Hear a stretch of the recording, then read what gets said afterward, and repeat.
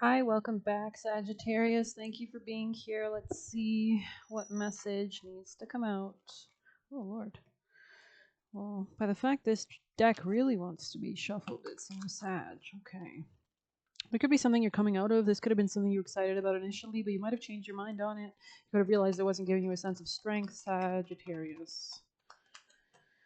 Something about keeping things secretive, private, using your intuition, trusting your own counsel. Number one, your own spirituality. This could be allowing you to move into forward movement, momentum, out of the period of being like stuck or trapped. You could be working on your manifestations at this time as well. And this could be something about like a home change or real estate or the actual direction that you're heading in. Definitely something strong about real estate though, and family, and what actually is going to give you happiness and where your stability is. So let's see some animal advice for Sagittarius. Sagittarius energy messages, please, of advice. Freedom is yours, let it shine. Okay. Definitely a good time to stay flexible, I would say. Bat spirit, a rebirth is assured. So we'll read that one. I think it might have come out in reverse. So we might interpret it that way. This can be somebody you were dating, or something about your dating life in general. I'm going to get a piece of advice from the Celtics to get more clarity. We also have watch and wait, seahorse spirit, something about Scorpio energy or communication with somebody you're dating. Yeah, definitely something strong about relationships. Sagittarius' advice. Ooh, that one really quite came out. It wasn't the reverse, but I don't think this deck does reversal, so take it as you will. Opened right to it. Patience, germination, hibernation. Interesting. Cheese in the fog in your breath, a steam in your cup, and the drip, drip, drip of snow melting off the skeletal trees. In a reading, Kaeliak denotes one of two things. I don't know if I said that right. First, she heralds a follow period of waiting, a soft space of magic where the new needs, interesting, new seeds have yet to germinate. So this could be about you actually planting seeds on what you desire, what you require, slowly, right?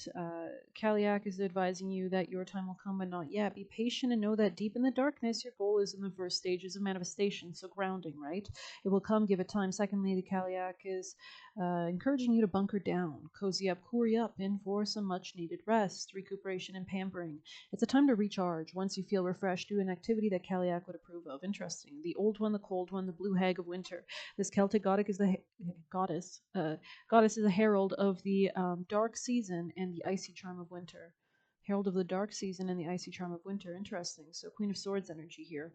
Welcome her. She wants you to enjoy the shimmering days of frost and snow while maintaining a healthy respect for the dying season. So there's something about transitioning, letting things end. All that once lived bright and bold in summer now dies back to leaf mulch and decay, to be covered in a blanket of pure white snow in the depths of winter. So there's something very strong about grounding and nourishing, and slow but steady wins the race, right? Interesting. This could be something about finances, or savings, money. All right, Sagittarius messages for Sag. Let's just. Music could be relevant. Sagittarius energies.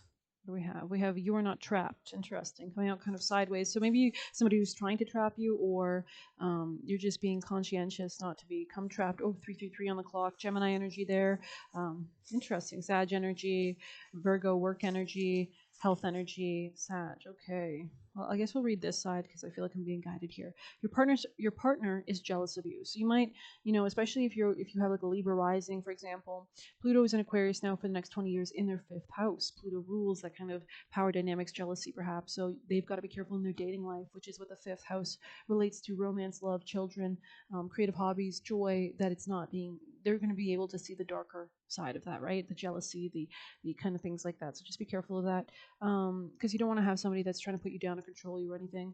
But anyways, yeah, this person could have been trying to control you in some way or trap you, trying to find ways to attack you. Wow. Yeah, this could have turned you right off, right? Like, this is why you're not pursuing something. Get away from them. They want to pull you into hell / control you. So this is strong Scorpio energy, strong Pluto energy. So if you feel called to, you can check out my Scorpio reading. Hates joy. This could be somebody negative, pessimistic. So just pay attention if you have anybody that's very blue, negative, dark. So stay away from that to protect yourself, right? You will be guided, especially if you are seeking guidance. Be careful of who you are doing business with. So this could be somebody you are in business with, literally somebody you work with, somebody at work, right? Interesting. We'll grab you a piece of advice for Sagittarius. People and placements advice, please, to guide Sagittarius. Thank you. Wow. Okay. Pretty distinctly in the reverse. This could be something that was like a new contract, a relationship that kind of went south. Um,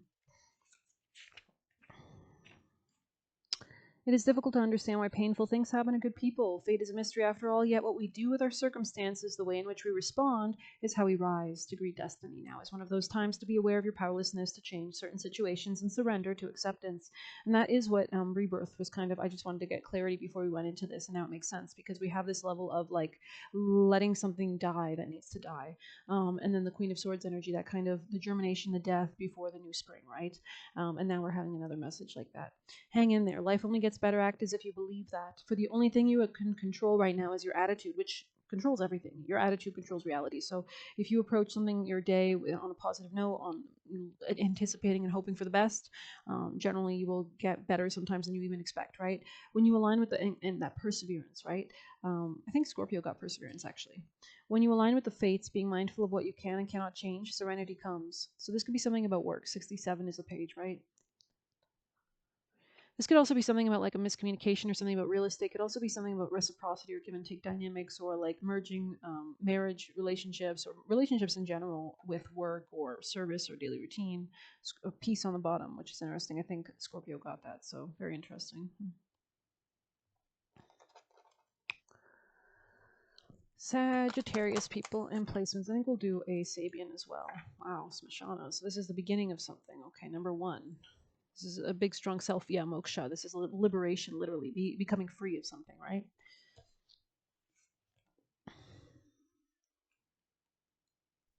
She shines her blessing of divine deconstruction, clearing away that which undermines your confidence and inhibits your activity on your life path. Yeah, so this could be somebody who's trying to control you, stop you from succeeding or whatever. With the courage born of unconditional trust, you can accept her fierce intervention in your life with openness to the positive changes that will emerge as a result.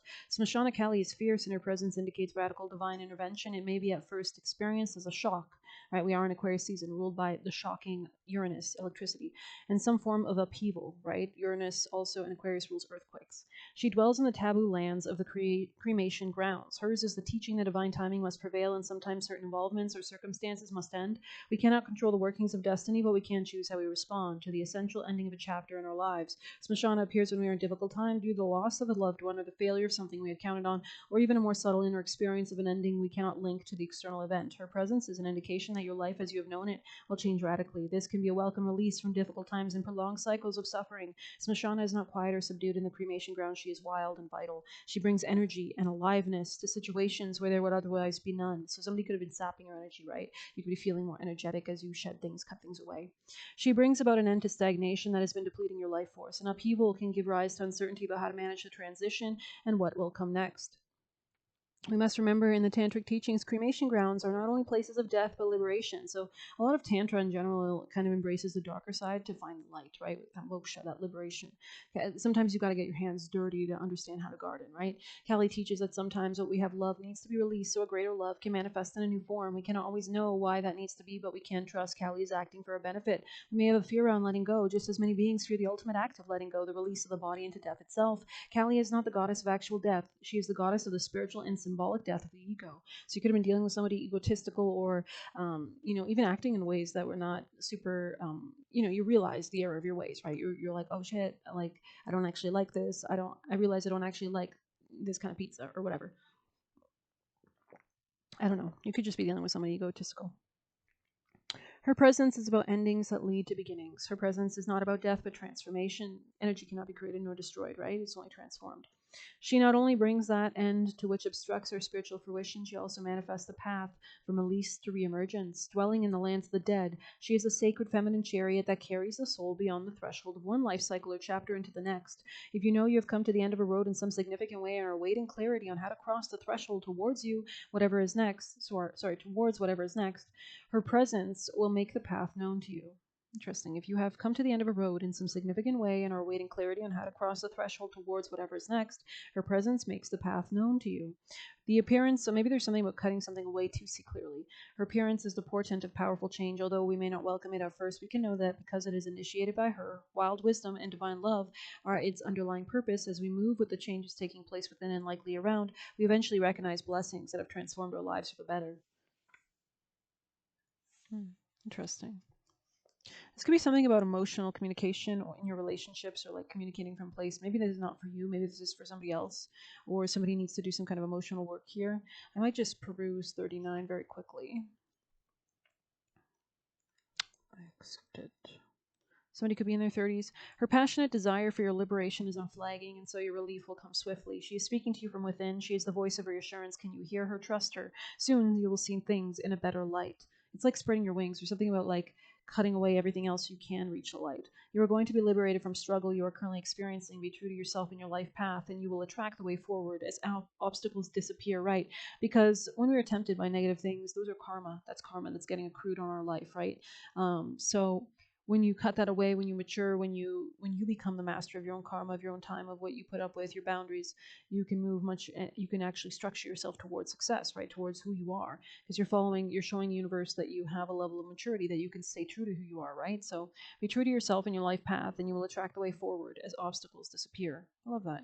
So something about putting yourself first. Do not turn away, for you are destined to overcome all opposition, bringing your sacred path to fruition. So this could be something about like a fight, or some kind of like having to cut or fight something to actually bloom. You cannot, the seed must struggle through the soil, right? Moksha is a Sanskrit term meaning freedom, and we have freedom here in the sense of complete self actualization and spiritual liberation. It refers to the attainment of enlightenment and is considered the final release from involuntary suffering. So, breaking karmic cycles, right? And that's exactly what Aquarius does, especially that's the sign right after Capricorn, who rules karmic cycles in time. The distinction between voluntary and involuntary is made because at a high level, certain divine beings take on the experience of suffering to assist those who are yet to experience moksha. They help to carry the load and move others forward. Didn't I say something about transmuting or something? I don't know. Maybe I said that in another reading.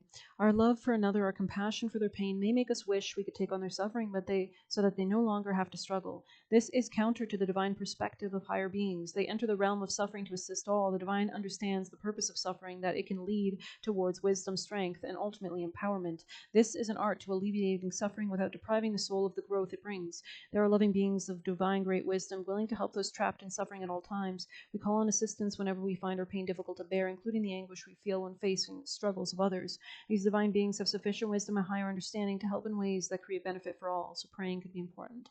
There are times when suffering is so great it threatens to overwhelm the soul, so there's something about maintaining a lot of positivity if you can. Perhaps the intense degree of suffering is a result of accumulated unresolved pain and generations of ancestors resting on the spiritual shoulders of one family member brave enough to admit the truth when others are trapped in delusion or denial. So maybe you are admitting the truth to yourself regarding something. Similar situations can arise in societal, religious, cultural, or corporate contexts. Intensified suffering, didn't we say something about business? That's interesting.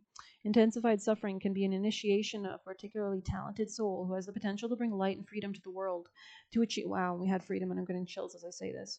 The soul must learn to deal with the darkness in equal measure, right? The closer you are to the light, the longer the shadow it casts. That typically entails periods of intense struggle until the best methods are realized to find peace and awareness without being overcome by pain. Many mystics report dark nights of the soul struggle with negativity, suffering, and pain of various kinds that last for a long time. They're not feeling their spiritual path. They are at an advanced level. They are willing to engage with their struggles because of their great love for the truth, the light, the divine, in whatever form resonates with their hearts. Nothing can make them turn away from the great love. Higher love is the power that fuels moksha. So this is a good time to get close with spirituality. It fuels the release from suffering. It is a spiritual juice to keep the inner work and to seek the path through and refuse to give up. There could be two Sagittariuses here.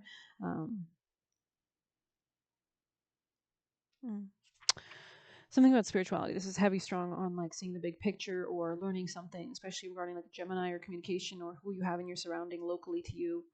And refuse to give up, even if we are still figuring out what our persistence is going to look like today. The Moksha of Kali teaches us that our suffering is no source for shame, but rather a badge of spiritual honor, acknowledging that we are deep on the soul's healing pathway. However, that doesn't mean that the more we suffer, the more spiritual we become, and the more spiritual we become, the more we have to suffer. It means our capacity to process our suffering increases, and in that increase, we experience more sunshine through the cloud moments of peace, liberation, and higher understanding. Rather than a way of life, periods of suffering become like toxins to our body, mind, and soul, and they need to process. Yeah, that's true. It's kind of like some people, like if you have like a lot of emotions, it's good to like play a sport. It gets it out, right? So there's something about that maybe. Rather than a way of life, periods of suffering become like toxins. Rather than toxins on our body, right? Perhaps akin to digesting a meal, but on a multi-level scale. So this is learning, going with the transits, right? I believe we have some Chiron intense energy this weekend, or intense energy this weekend. The oracle brings the message of relief and realization. There is much you will accomplish through your own efforts, and much more that can be accomplished if you include regular prayers for assistance from the divine as a part of your lifestyle. So something about staying very grounded this year, especially in so much erratic energy. If you've been working hard on an issue and wondering if it'll ever give way to an improved set of circumstances, the oracle indicates that yes, a time of freedom from this difficulty is on the way. It's funny how much, this could be about Taurus or like finances, but there's something strong about or self-esteem, freedom here, right? It's right here, right? So we started your reading with this freedom card. We're ending kind of the reading on freedom card. There's something about maintaining your independence, definitely, not letting anybody curb that, or curb stomp that, or curb it out. So I hope you've enjoyed it. Watch and wait, right? Go with the flow, stay adaptable. You are a mutable sign, right? So there's something about not being trapped. Actually, that's 2 horses, right? 2 horse spirit animals. Interesting. Seahorse. Hope you enjoyed it. Please hit like, subscribe. You can get a personal using the Buy Me a Coffee link or leave a tip through there. Take care.